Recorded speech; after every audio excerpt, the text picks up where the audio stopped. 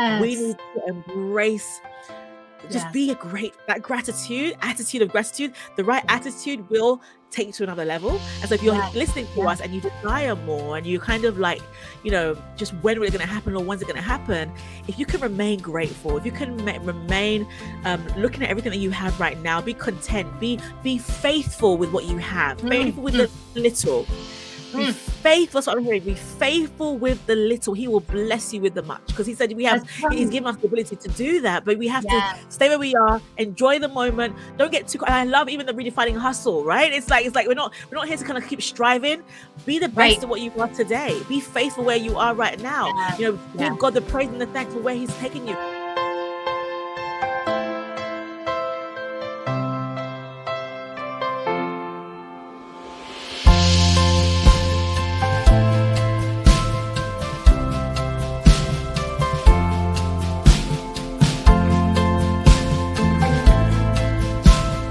Hello and welcome everyone to another episode of Kingdom Wealth Conversations. It's another exciting episode, and I'm excited to have with me my guest, Erin Harrigan, and she will be really talking about some of the topics that are close to her heart regarding the topic of kingdom wealth. And I'm very excited to have her with me. As you know, as I uncover and talk about kingdom wealth from different perspectives, it's more than just the financial aspect of wealth, but we look at it from different aspects of what does Jesus really mean by he came to give us a life of abundance. And we want to kind of break that down together, and we really want to kind of just dive deep into her expertise as well and find out a bit more about what God's will is for us in terms of living this abundant life. So just introduced Erin. She is a Christian wife, empty nest mum, lover of tacos, she said, helping ambitious Christian women break free from overwhelm and overachievement so they can carry out God's assignment with clarity, serenity, and fulfillment. Through her coaching, her speaking, and award-winning podcast, she's a podcast expert, Redefining Hustle, Pursuing Success as a Christian Woman. Erin teaches women how to redefine hustle and pursue success as they tune out the world and tune into God's truth and turn up focus. I absolutely just love reading that. I just love it. I just love it already. You're speaking to me, and probably tons of women out there who are just high achievers already. So Erin, please introduce yourself, and tell us about your journey thus far. Well, it is such an honor to be here and to be addressing our fellow Christian women who we're the go-getters, right? My friend calls us go-getter Jesus girls. And I love it. As ambitious, high achiever my whole life, I like to say that I am a recovering driver, striver, and achievement chaser. So I chased achievement my whole life. I am tenacious, I am persistent, and I am determined. And all of that rested on self-reliance. And it wasn't until I had a wake-up call in 2014 when I had success, but I woke up and felt like, this is it. Like, this does not feel like I thought it would. And I had a fateful conversation with a mentor whom I finally call the Velvet Hammer.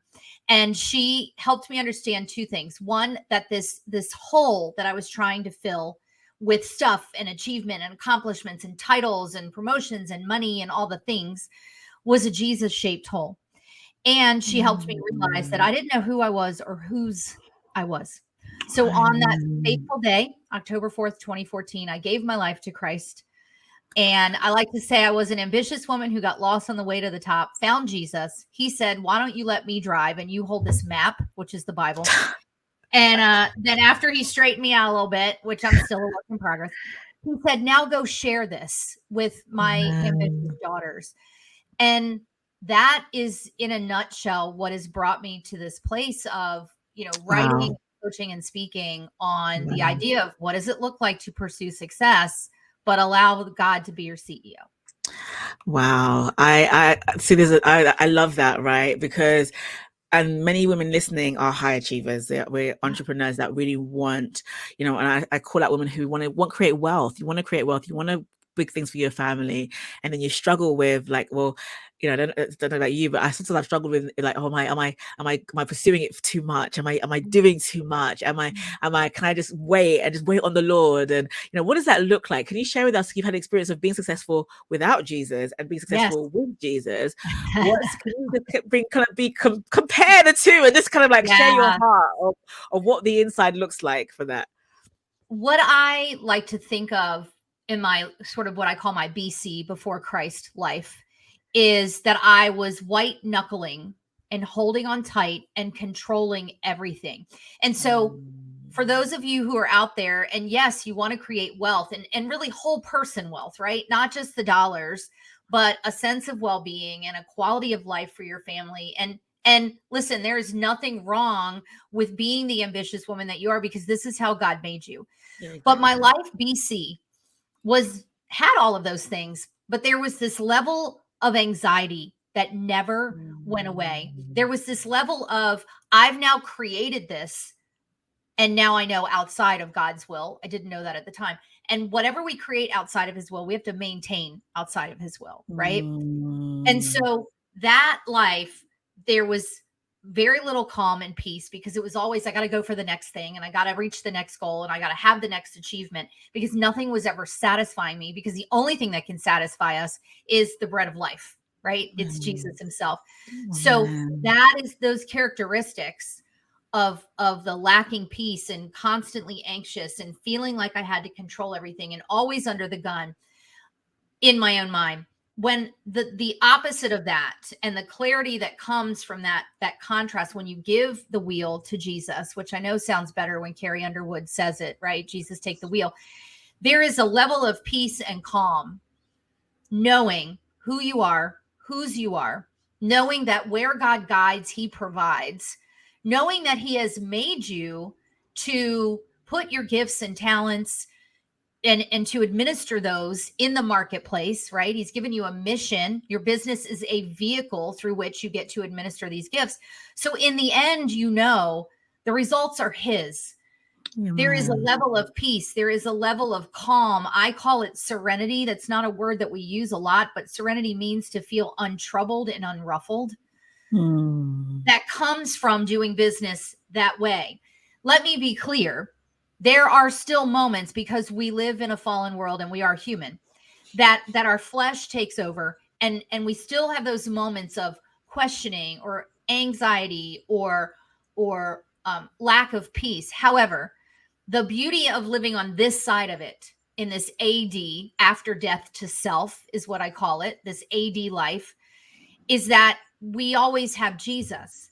In our BC life, doing it on our own, we're self-reliant. There's really nobody else to turn to. But in this life, letting Jesus lead, we can always repent of, I've done too much. I'm working too hard. I'm driving and striving, and come back to him and say, okay, show me, Lord. Right? Amen. We always have that option. And so that to me is really the difference of living on either side. I love it. Because funny enough, you mentioned that, there are still times when, because I was going to ask you, my next question was going to be, how easy was it, especially being a new believer? Because obviously when you're if you listen to this and you're in Christ, and you kind of have learned to lean on Christ for other things. Sometimes we can learn to lean on Christ. I've had women tell me in my coaching that they've never really prayed about their businesses, or they've never really given it to God. And so that could be like a pocket of your life that you've not been used to giving to God, but other things you have been used to. But if you're even coming as a new believer, or just even both areas, how easy is it, or how can somebody really learn? I guess, what are the kind of tips you can give somebody to really, to really surrender within, especially when it comes to money? Like because I tell you what, because money is we don't talk about it much. We don't talk about it much, but it's a big thing. We work to get it.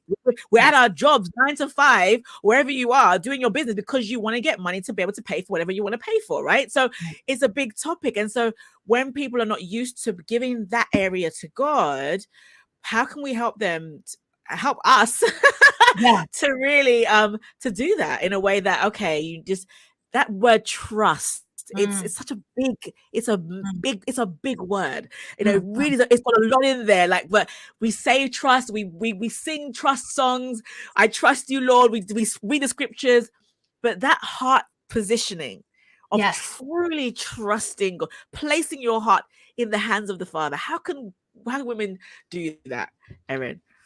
Well, first, I want to answer your question about whether it was easy. And the answer is no. It is not easy, friends, because we're human, right? The beauty of our union with the Lord is that he already knows this about us, right?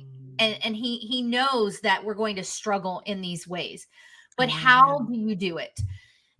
First, I want to point us to a scripture, which is Deuteronomy 8:18, and it says, "And you shall remember the Lord your God, for it is he who gives you power to get wealth, that he may establish his covenant which he swore to your fathers as it is this day." Now, this is Moses reminding the next generation that this is the same Lord that took us out of Egypt. This is the same Lord that provided for our every need, even though we shuffled through the wilderness for 40 years, which could have been an 11-day trip, right? This is the same Lord that's bringing you into the promised land.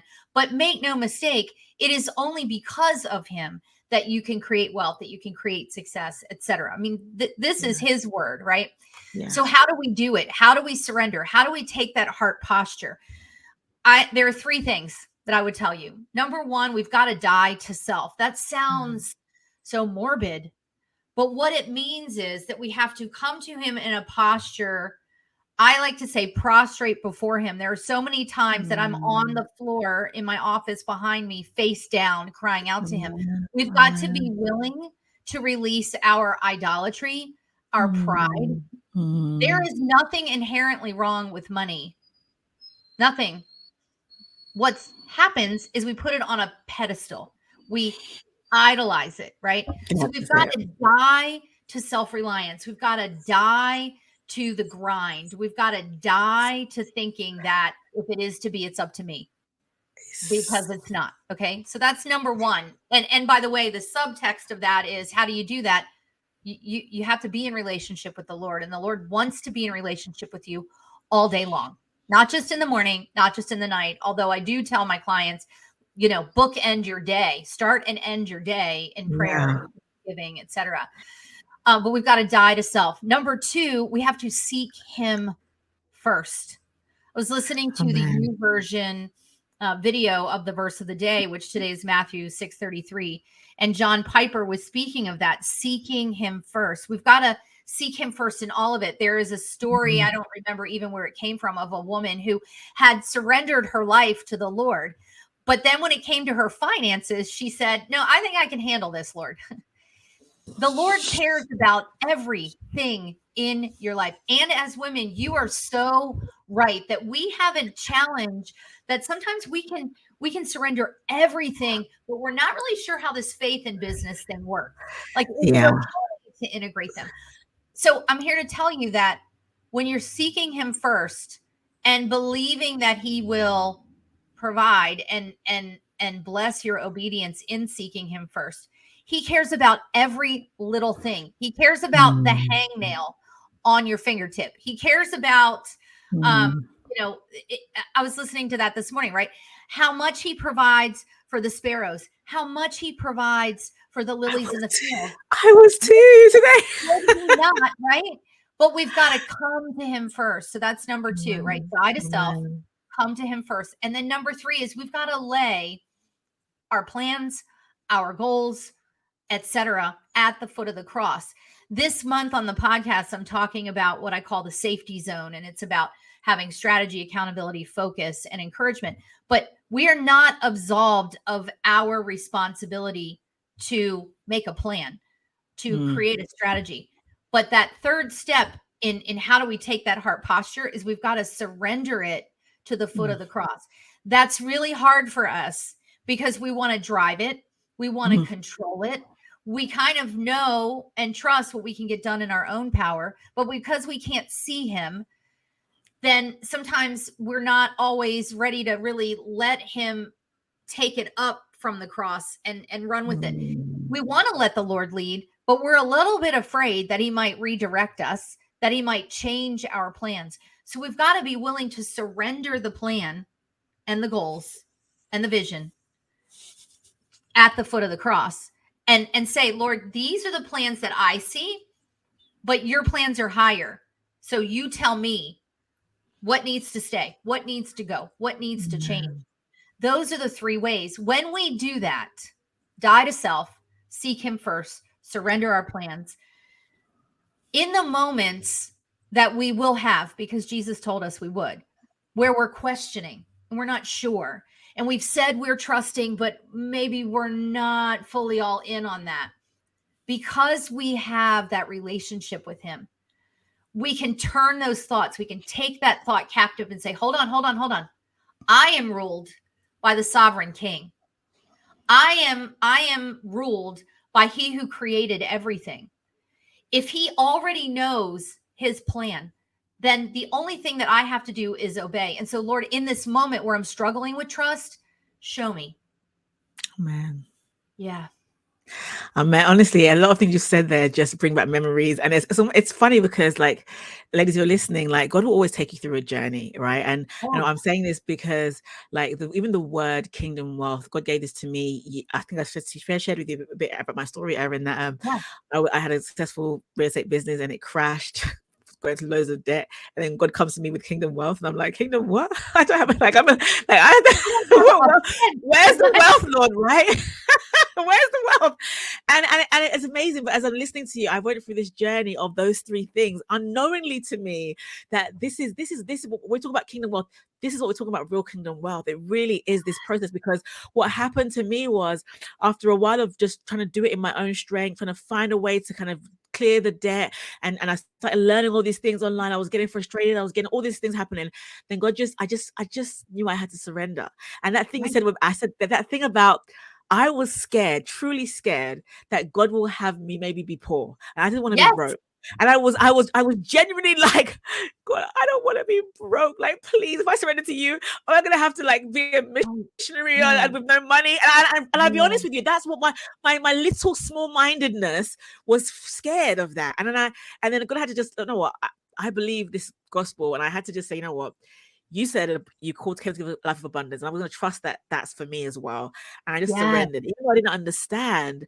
And this is the big thing when we talk about a kingdom, living an abundance of the kingdom is giving our lives truly to the King, who will, in his own time, give us what we need and even what we desire. The Bible says, delight yourself in the Lord, and he will give you the desires of your heart. So here's me, like, I don't want to be broke. And actually, I want to be quite wealthy, right? God knows it already without me even having to say it out loud. Like, I can't hide that from God, right? There's no shame in the gain that I want. I just have to trust him. And that's the key thing. Where we as believers need to understand this key thing that Erin just said is, we can't idolize the money. We can't idolize the thing. We have to trust that God best will give it to us when we are ready, but we've got to follow his process if that's his will for us. And that's the key area of where people and some Christians, unfortunately, when it comes to the topic of money and kingdom wealth, it's like they always might say, oh no, money is bad, and being rich is bad, and so some Christians reject the message completely because they've either been hurt, they don't understand, so maybe, and this is my next question comes into to the church at large now, like, because there's a lack of understanding, and I really believe God has called this kingdom wealth conversation, this mission that I have, to really set the record straight on the truth about what God wants for us in terms of wealth, and living it in a surrendered life sort of way, not being scared to embrace it, but to understand God's heart, that he loves us and he wants us to have good things, but it has to be his way, and it has to be in his time, and it has to be on his agenda, not for our own striving. And so I guess my next question would be, like, the church, what is the church missing, or how can the church support, like, help the body like that's because I'm very strong when it comes to the message of wealth, financial gain, and I know being unapologetic about it, and I meet backlash with that, and I meet those things of Jesus was poor, so we have to be poor, and he was a carpenter, all that kind of stuff. And I'm like, well, I know you don't have the understanding, and I'm not here to criticize you. I'm just here to bring the message I know God has given me to give to the world. And so, but I feel like the church has a duty as well to be able to really set the record straight, because people have been hurt, and people have idolized money, even in the church, and have approached it in the wrong way. So how how can the church, if you're a pastor or you're a leader, you're a minister, listen to us today, how can pastors, leaders of churches help their flock to understand this message? And how can we be an example, to really set the record straight that it's not wrong, but it's just doing it the right way? I don't know if that makes sense. So much there. It is really doing it the right way. And unfortunately, the challenge that I have seen is that this word abundance has been taken out of context and been used in, new age thinking that abundance is all about, wealth. And if you just put it out there, you'll get it, right? It's like the name it and claim it, the law of attraction. So I believe that this message of abundance, not your message, but what it actually says in the Bible, that's been sort of taken out of context. And so therefore the pushback is, I believe, to talk about it from the standpoint that you're saying, this whole like, well, Christians shouldn't really be wealthy, like, right? So I want to be clear. I'm not a Bible scholar, so I want to be clear about that. I don't want to take any word out of context. I also don't believe that being Christian means that you have to be poor and that you can't have money. In fact, I believe that, going back to Deuteronomy, the Lord has given us the power to create wealth. Where I think we get jammed up is that we think that wealth is only money. And we think that abundance is only money. Why? Because it's been so taken out of context. I believe that the Lord has put each of us here for a purpose to build the kingdom. For some of us, that does mean that we're building the kingdom in the way that we're serving, in the offerings that we have, and in the money that we earn. If we remember that money is simply an exchange of value, it doesn't have a personality. It's not, it can't hurt us. Like it literally is an object, right? Yeah, for sure. But if we remember that is what that's what it's there for. It has a purpose for an exchange of value, and that God intends for us to make money, that God intends for us to serve his kingdom. If we can remember it from that perspective. And I want to say that I don't know that I believe this idea that Jesus was poor. Here's what last night I was on a show and someone said this. Jesus approached the fishermen who had just finished fishing, and they pulled in their nets because they weren't catching anything.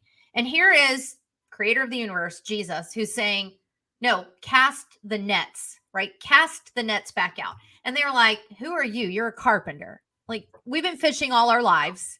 Right. We know what we're doing. Okay. Right. And these are businessmen. So they have, let's assume, teams of people. They have people that work for them. So they say, okay, all right, Jesus, we'll take one net. One. So they cast one net, not nets. It overflows so much that their boat starts to sink. That they not only caught all of that fish. Let me tell you what my friend told me. That they caught so much fish that it provided for them, their families, their employees, while they went and followed Jesus. Okay? And there was so much overflow that they were calling other people like, come bring your boats because we have so much fish. Okay, so I don't know that it's right to think of Jesus as poor. I think it's right to think of Jesus as having everything he needed, and to think of his disciples as being positioned and provided for so that they could leave everything and follow Jesus. So back to the question. I think we put money on a pedestal. I think that's an issue. And therefore we swing our pendulum the other way and say, oh, well, money's bad. No, friend. No, money is not bad. It is not bad to be wealthy. The problem is what pedestal are you setting that wealth on? Yeah. And are you content in every season? Like Paul talks about, I've been rich, I've been poor, and yet I'm content in every season. If we are content with what we have, God knows that he can trust us to be good stewards of what he's given us. Sometimes he doesn't bring the increase the way we want, because he's looking at how we're stewarding our resources and he's going, you can't manage $1,000. Why am I going to bring you to a place where you would have 100,000? Right? Yes. So it's that stewardship. It's that being content.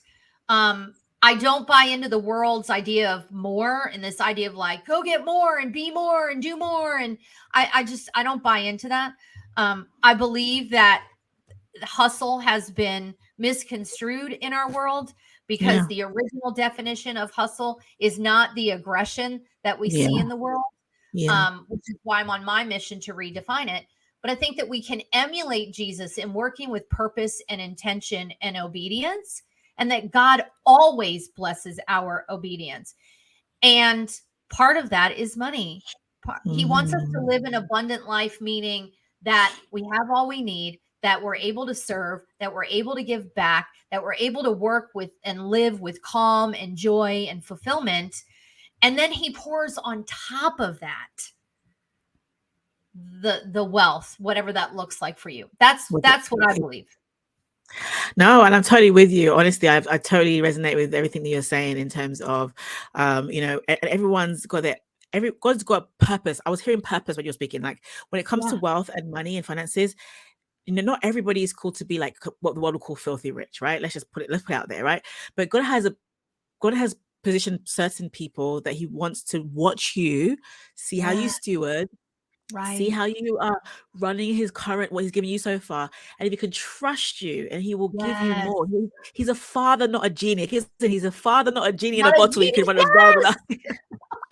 He's a father, and fathers want the best for us, and will make sure we're ready before he gives us that, that big thing that we desire. Imagine giving us a Ferrari, to an 11-year-old, right? He can't. What's he gonna do with that, right? It's just it's too much, right? And he knows he needs to be mature and trained, and in the same way, God matures us and trains us. So we have to be good stewards, and that's another strong word God was really giving to me around this topic of that. He's looking for stewards. He's looking for people to steward the wealth, and because there's a purpose behind the wealth. It's not just yes, buy nice things if you want to, but actually he has a bigger purpose. And so I believe people who are attracted to this message, just listen to these nuggets. There's so much Erin's given. There's so much that we need to listen to, and just be a good steward. Be content.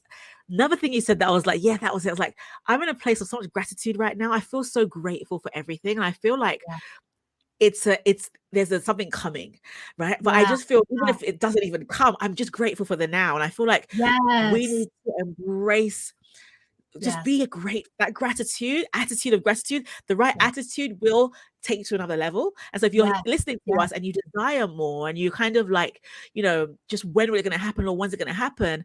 If you can remain grateful, if you can remain looking at everything that you have right now, be content, be faithful with what you have, faithful with the little. Be faithful. That's what I'm hearing. Be faithful with the little. He will bless you with the much. Because he said he's given us the ability to do that, but we have to stay where we are, enjoy the moment. Don't get too. And I love even the redefining hustle, right? It's like we're not here to kind of keep striving. Be the best of what you are today. Be faithful where you are right now. Give God the praise and the thanks for where he's taking you. Be better. Be even better now than whenever he lifts you up, right? And through those processes of faithfulness and diligence, God will promote you to another level when he feels it's fit. I really honestly believe that. I feel like this is so like specific to like certain people. This conversation, as in there's such a desire for some people, some of us, to get to that higher level, and especially what you do, Erin, in terms of really helping women who are overachievers. And actually, let's even round up on that note in terms of what would you love to see God do through your ministry, through your business, and you're seeing it now. What's your heart for the world, really? What do you want to see God really help you to bring and bring to the humanity? I'd say it doesn't even have to be Christians. That's what I'd say altogether regarding this topic, especially. I would love to see more peace, calm, and compassion as we do business. Those are the pieces. And as women entrepreneurs, we tend to be pretty compassionate. We aren't always very calm and peaceful. And here's the thing, friends. If you're listening to this and you have a business, your business is a mission field. Here's why. You can impact the people that you know. You do that every day in life. But because of your business, you're going to cross paths with people that you would never have encountered. And some of those people may never have encountered Jesus. You may be the only reflection of Christ that these people get to experience. So God has perfectly positioned and prepared you in this vehicle of your business to make kingdom impact. And if you're showing up frazzled and frantic and aggressive, and I don't mean don't be assertive when it makes sense, but what I mean is if you're showing up like, I got to get to the next thing, and I got to go to the next level, and I got to get the next promotion, and I got to hit the next comma in my paycheck, that is not reflecting the calm and the intentionality of Jesus. And if these people have one chance to experience Jesus, and the only way they get to do it is because they cross paths with you and your business, that is intentional of the Lord. I would love to see us operate in business with a calm, peace, and compassion that says, yes, I am focused on my Father's business, just like Jesus. Yes, I am charging for the value that I bring. Yes, I am earning money in my business, and I'm doing it in a way that serves God's kingdom and his people. We live in a broken, hurting world. What if we as women in business could show up in the marketplace reflecting Jesus? Do you know how many people would come to us and say, I don't know why I'm supposed to know you or do business with you, but there's just something about you. And that opens a door for a conversation. Ultimately, our purpose is to love Jesus and make disciples. I didn't come up with that. I heard that somewhere else. It's in the Bible. It's in the Bible. But the vehicle of our business is one way that we get to do that. That's the transformation that I would love to see. And I believe that the Lord has positioned me with this message of redefining hustle. He's positioned you with this message of wealth and abundance. He's positioned many of us. And why are there many of us?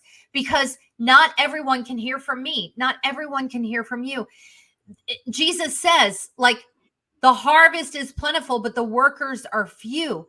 He needs every single one of us. That's the transformation that I would love to see in the marketplace. Amen. Amen to that. So listen, ladies, if you are not at peace right now and there's no calm right now, like, how can they contact you, Erin? Tell them how they can contact you. How can they get in contact with you? Yes. So the best thing for you to do is to go to erinharrigan.com/explore. At that explore link, you'll find my free download, which is my 4 keys to redefine hustle. You'll find my podcast. You'll find my book, all the things at erinharrigan.com/explore. I would love to connect with you. I would love to hear from you.